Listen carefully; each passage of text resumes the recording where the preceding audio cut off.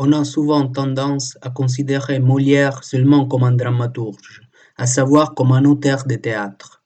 Mais il était également un comédien, un directeur de troupe, et il a travaillé activement à la mise en scène de ses comédies. Si donc Molière est si célèbre, s'il a été si célèbre en son temps, et donc parce qu'il était un homme de théâtre complet, quelqu'un qui a touché à toutes les dimensions du théâtre au cours de sa vie. De plus, Molière a profondément renouvelé la comédie, un genre littéraire qui, jusqu'à là, était considéré comme mineur et auquel les théoriciens ne s'intéressaient guère. Donc, après une rapide présentation de sa vie et de sa production littéraire, nous allons envisager le rapport de Molière à la farce et à la comédie d'intrigue. Ensuite, il s'agira d'examiner les comédies comme des peintures de mœurs et de mettre en lumière par là les procédés que ces comédies développent pour représenter les caractères humains.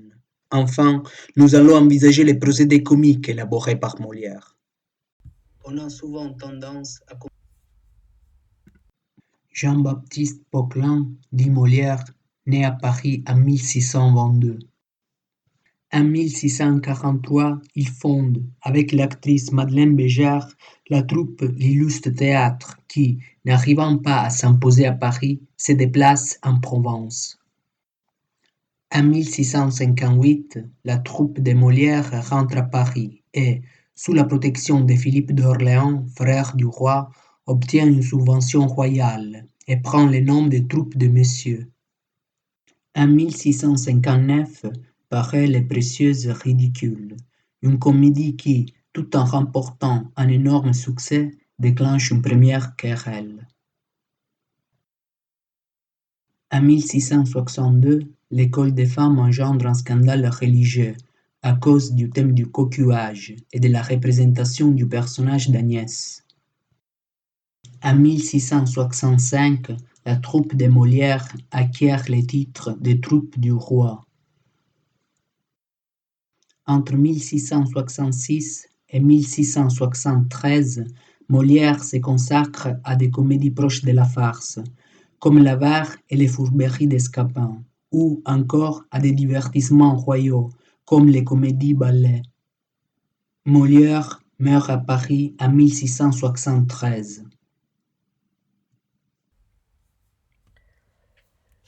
Vous avez ici la liste des œuvres écrites par Molière, des pièces de théâtre, des comédies qu'il a fait jouer au long de sa carrière. À noter que j'ai parlé de comédie et c'est une étiquette qu'on applique généralement, mais on a déjà introduit la notion de comédie-ballet. La comédie-ballet est née d'une collaboration entre Molière et le musicien favori du roi, Lully, et Molière doit se plier à un mode d'écriture différent puisque le déroulement de l'intrigue théâtrale est entrecoupé par des divertissements que Molière prévoit et entre ces divertissements et les actes, il y a parfois des échos, des contrepoints, il y a des effets esthétiques qui sont basés sur cette cohabitation de deux arts différents, la musique et le théâtre.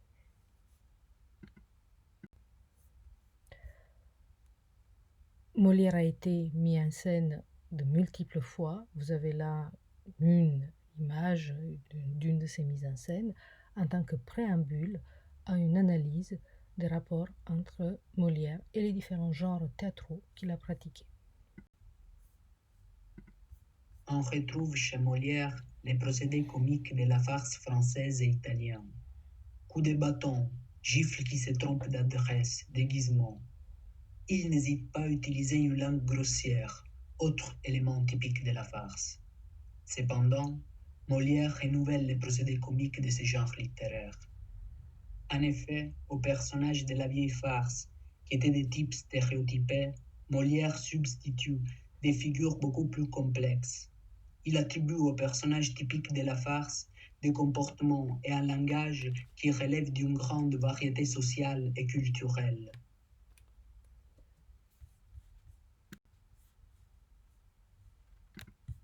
Molière s'est souvent inspiré de la comédie d'intrigue qu'il mêlait avec la farce. On peut inscrire dans les genres de la comédie d'intrigue les Siciliens, Amphitryon, Messieurs de Pourceaugnac, les fourberies des Scapins. Dans toutes ces comédies, les personnages d'un valet ingénieux ou d'une soubrette rusée assurent l'unité de l'action.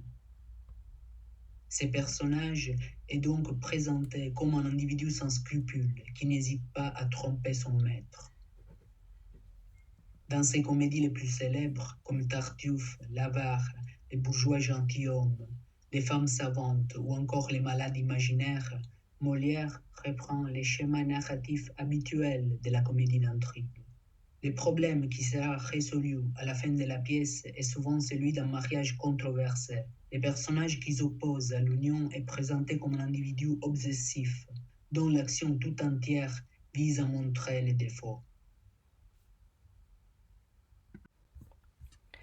Molière a été parfois critiqué à son époque, et même après, pour ne pas être régulier.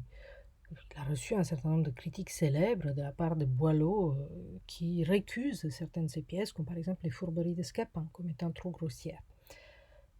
Il n'est pas le seul à voir dans Molière parfois juste un amuseur qui ne respecte pas les règles. À cela, Molière répond en rappelant ce que d'ailleurs Racine disait, comme on l'a vu dans une autre diapositive: je voudrais bien savoir si la grande règle de toutes les règles n'est pas de plaire.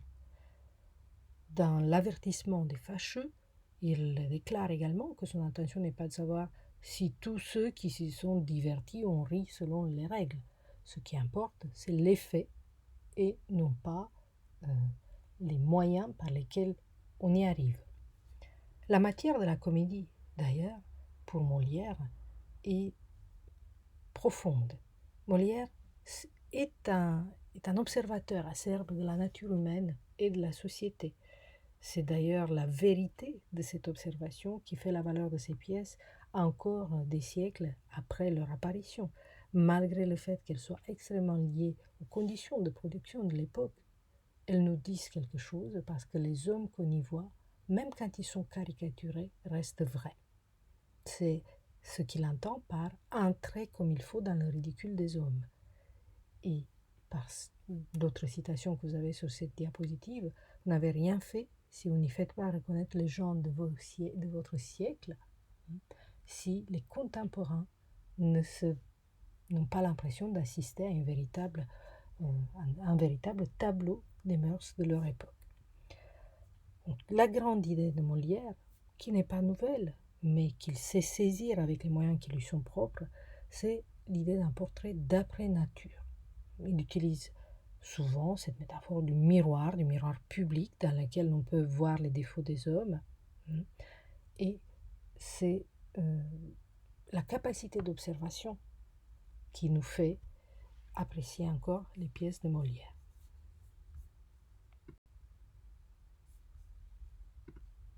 On retrouve dans les comédies de Molière un portrait de la société du XVIIe siècle. La noblesse est représentée, entre autres, par les habitués du salon de Célimène dans Les Misanthropes, ou encore par les marquis vaniteux de Le Fâcheux. On retrouve aussi un portrait de la bourgeoisie. Le protagoniste de Le bourgeois gentilhomme, M. Jourdain, par exemple, est un petit bourgeois devenu riche. L'Avare met en scène la figure d'Harpagon, un grand bourgeois. Mais Molière nous livre aussi la représentation des commerçants, comme M. Guillaume dans L'Amour médecin ou M. Dimanche dans Don Juan. Enfin, la Provence fournit les contextes duquel sont tirées les figures des valets et des servantes. Dans Les médecins malgré lui et dans Don Juan, on peut entendre le jargon des paysans. La langue des personnages de Molière est le signe distinctif de leur condition sociale.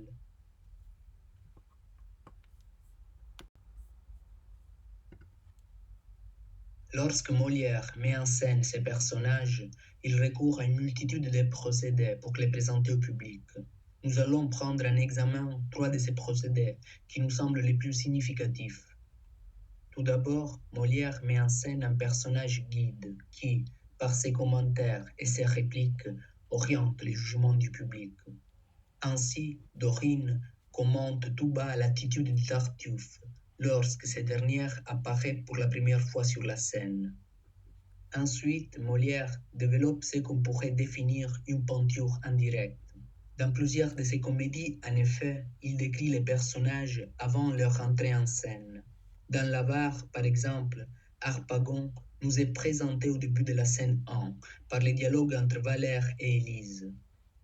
Enfin, Molière n'élabore pas de longues scènes pour représenter ces personnages.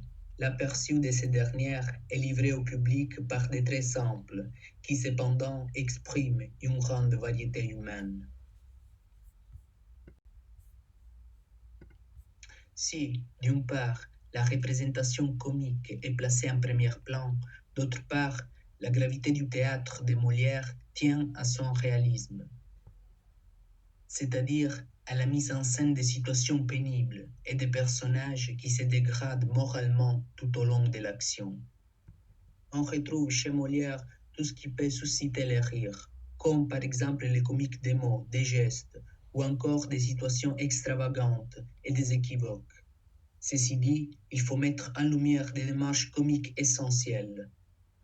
Tout d'abord, Molière aime mettre en lumière les contrastes entre des personnages qui s'opposent en raison de leur caractère, de leur mœurs ou de leur langage. En deuxième lieu, la comédie molièresque met en place des procédés parodiques qui visent une multitude de cibles. Parodie des mœurs contemporains dans Les Précieuses, parodie du jargon médical dans Les Malades imaginaires, ou encore parodie du théâtre tragique dans Les Misanthropes. Jean-Baptiste Poquelin, dit Molière, né à Paris en 1622.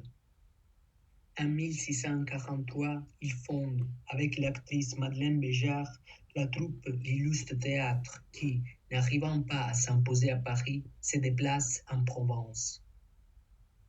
En 1658, la troupe de Molière rentre à Paris et, sous la protection de Philippe d'Orléans, frère du roi, obtient une subvention royale et prend le nom de troupe de Messieurs. En 1659, paraît Les Précieuses ridicules, une comédie qui, tout en remportant un énorme succès, déclenche une première querelle. En 1662, l'école des femmes engendre un scandale religieux à cause du thème du cocuage et de la représentation du personnage d'Agnès. En 1665, la troupe de Molière acquiert le titre de troupe du roi. Entre 1666 et 1673, Molière se consacre à des comédies proches de la farce, comme l'Avare et les fourberies des Scapin, ou encore à des divertissements royaux, comme les comédies-ballets. Molière meurt à Paris en 1673. Considérer Molière seulement comme un dramaturge, à savoir comme un auteur de théâtre. Mais il était également un comédien, un directeur de troupe, et il a travaillé activement à la mise en scène de ses comédies. Si donc Molière est si célèbre, s'il a été si célèbre en son temps, et donc parce qu'il était un homme de théâtre complet, quelqu'un qui a touché à toutes les dimensions du théâtre au cours de sa vie. De plus, Molière a profondément renouvelé la comédie, un genre littéraire qui, jusqu'à là, était considéré comme mineur et auquel les théoriciens ne s'intéressaient guère.